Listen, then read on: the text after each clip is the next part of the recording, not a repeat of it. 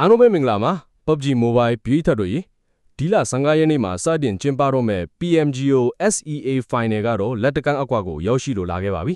မြန်မာပြည်သက်တွေအားလုံးရဲ့မျက်လုံးတွေကတော့ကျွန်တော်တို့ရဲ့ Yangon Galacticos YGC မှာပဲရှိနေကြတာပါအားလုံးသိကျင်နေကြတဲ့မေကွန်းကတော့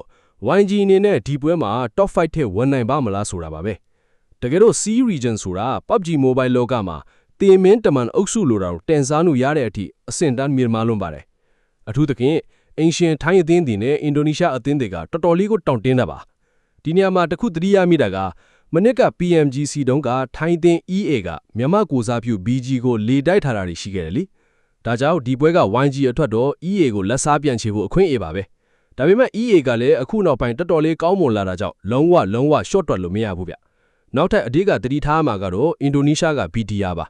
သူတို့ရဲ့လက်ရှိကစားပုံကအလွန်ကောင်းမွန်နေတယ်လို့ကစားသမားတော်တော်များများနဲ့ analyst များကလည်း BTR ကိုပဲ Champion အဖြစ်မျှော်မှန်းထားကြတာပါ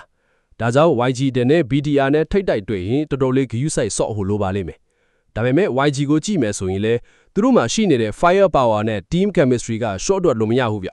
ပြီးခဲ့တဲ့ပွဲစဉ်တွေမှာသူတို့ပြခဲ့တဲ့ rotation တွေပြီးတော့ zone တွေကိုအတင်းတိုးဝင်တဲ့ပုံစံတွေကတော်တော်လေးတည်ငြိမ်လာတာကိုတွေ့ရပါတယ်ဒါဆို top 5 ဝင်ဖို့ခက်ခဲလားလို့မေးရင်ခက်ခဲတယ်လို့ပဲရိုးရိုးသားသားဖြေရမှာပါဘာလို့လဲဆိုတော့ C final မှာကအမားယွင်းအ ਨੇ ဆုံးအတင်းတွေကပဲထိတ်ဆုံးကိုတက်လာနိုင်မှာမို့လို့ပါ YG ငင်းတဲ့ PMC ရဲ့တုန်းကလိုအမားမျိုးတွေထပ်မဖြစ်အောင်ဆင်ကျင်ရပါမယ်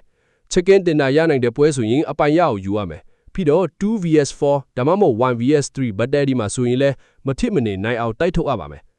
YG ငင်းတဲ့ပထမရက်ထဲမှာတင် points တွေအများကြီးရထားဖို့လိုအပ်တယ်လို့အတင်းကြီးတွေနဲ့တွေ့တဲ့အခါမှာလည်းစိတ်အေးထားဖို့အရေးကြီးပါတယ်ကျွန်တော်အမြင်ပြောရရင်တော့ YG သာထိုးရရဲ့ပုံမှန် performance အတိုင်းကစားနိုင်မယ်အမားနဲမယ်ဆိုရင် top 5 အပြင် champion မှာရယူနိုင်ပါတယ်မြန်မာအသင်းတွေရဲ့ထူးခြားချက်က pressure များလေပိုကစားကောင်းလေဖြစ်တတ်ကြကြောင်းဒီတစ်ခေါက်လဲအန်အောစရာတွေမြင်ရဖို့မျှော်လင့်ရပါတယ်ကဲတကယ်ကျွန်တော်ရောဘယ်လိုထင်လဲ